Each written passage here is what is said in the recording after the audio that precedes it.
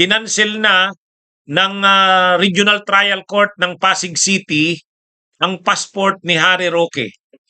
Gayon din kay Cassandra Leong, ayan, si ano yata, si Dennis Cunanan. Canceled na yung passport ni Harry Roque. Kinancel na ng Regional Trial Court ng Pasig City. Actually, dapat matagal na nga yan.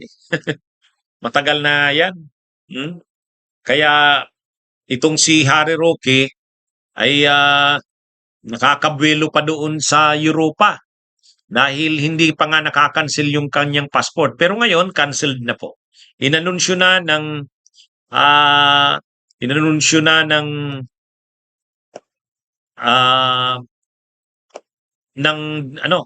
PAOK, yung Presidential Anti-Organized Crime Commission. Ngayong araw, kinancel na ng Regional Trial Court ng Pasig City.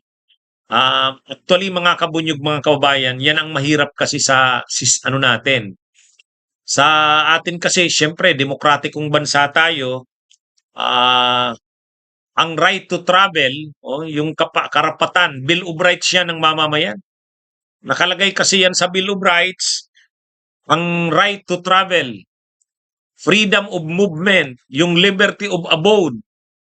Ang liberty of abode, yung kalayaan mo na mag-decide kung saan ka titira. Yung liberty of abode, freedom of movement, right to travel, yan, mga rights yan. Sa atin kasi, ang freedom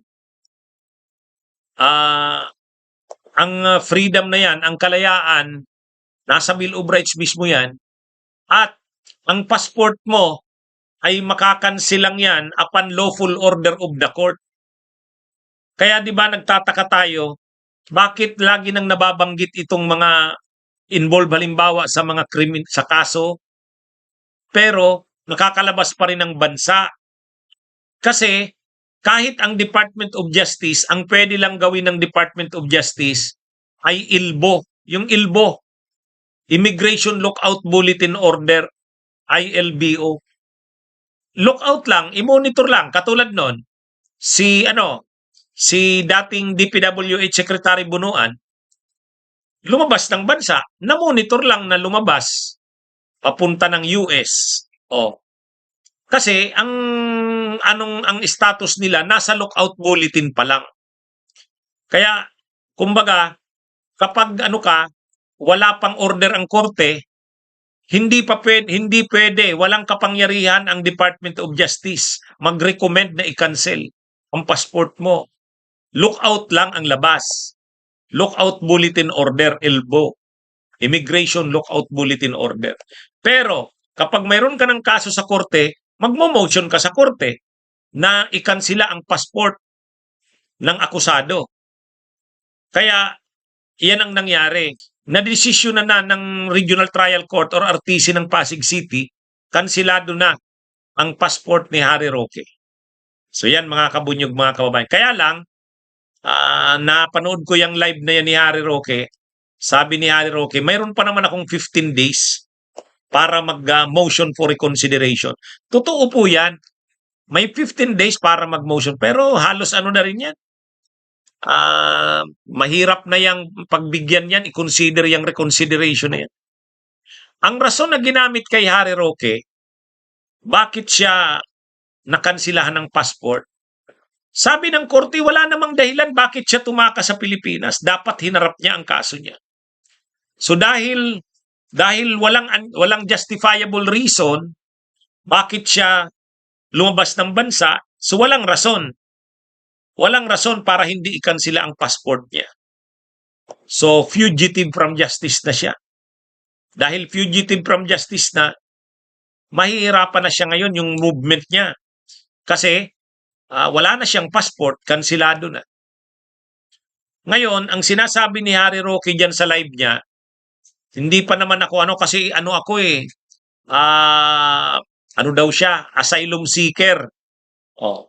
At siya raw ay ang pinaka-high profile, yabang naman ni Roque. Siya raw ang pinaka-high profile o pinakasikat na asylum seeker ngayon doon sa the Netherlands, sa bansang Holland. Oh. Ang sinasabi ni Roque, hindi siya pwedeng arestuhin, hulihin ng Interpol dahil asylum seeker siya. Ay mayroon daw convention ng mga bansa na kapag asylum seeker ay hindi ka basta-basta mapapaalis sa bansa kung saan nag-apply ka ng asylum.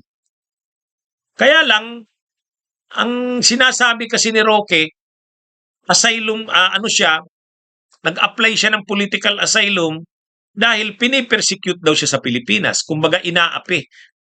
Ang political asylum kasi, political ang reason yan. Bakit ka papayagan na mag-political asylum? Parang mag-aano ka, kanlungin ka ng dayuhang bansa. Bakit ka kakanlungin ng dayuhang bansa katulad ng the Netherlands? Dahil sa yung political na pang-aapi. Political na pang-aapi sa iyo. Inaapi ka dahil sa paninindigan mo sa politika. Ay hindi naman 'yun ang dahilan bakit hindi naman siya ginigipit dito sa Pilipinas eh. Talaga lang involved siya sa kaso ng illegal na pugo. Human trafficking, qualified human trafficking. At may mga ebidensya sa kanya. Kaya lang, hindi pa kasi linalabas ng Dutch government yung desisyon. Pero malamang mapapabilis na ang paglabas niyan. Kasi lalo na dito na nandiyan na siya sa Interpol. Ito mga kabunyog, mga kababayan, ang sabi ni Roque, pray for me. Ipagdasal daw siya, mga kabunyog. Ipagdasal daw siya. Kasi inaapi daw siya. Sa totoo lang, kaya siya ay may kaso dito sa Pilipinas. At ang sinasabi niya, wala daw ebidensya. Mayroon.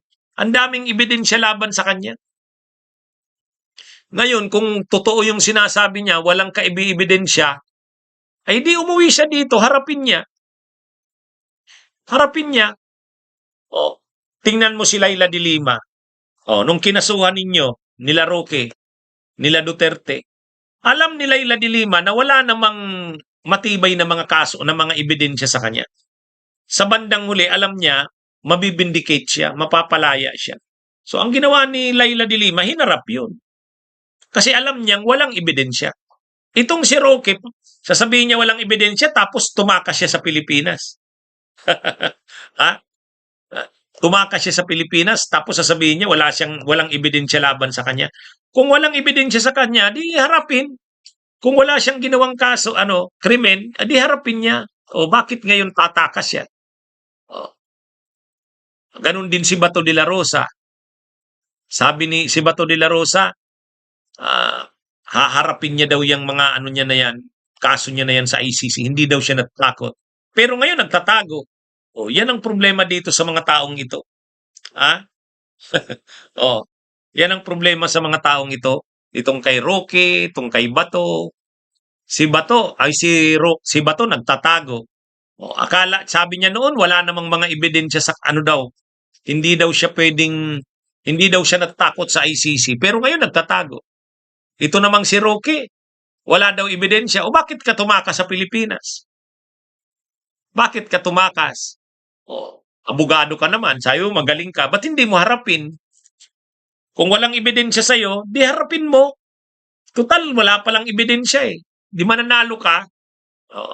Yan ang problema dyan kay Roque. Ngayon, ang ginagamit niya na lang na dahilan, hindi daw siya isusurrender ng Dutch government.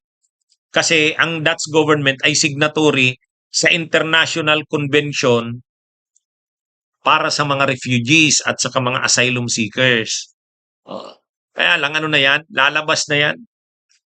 Malamang ilalabas na ng Dutch government ang desisyon sa asylum application niya. Kasi nag-apply siya eh.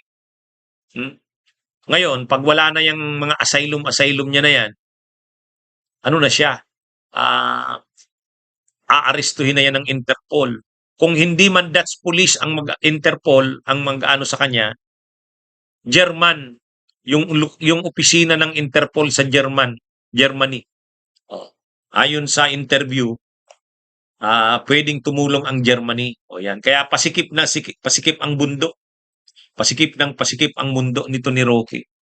Si Cassandra Leong, si Dennis Cunanan, ayan. Oh, yan na ang nakuha ninyo.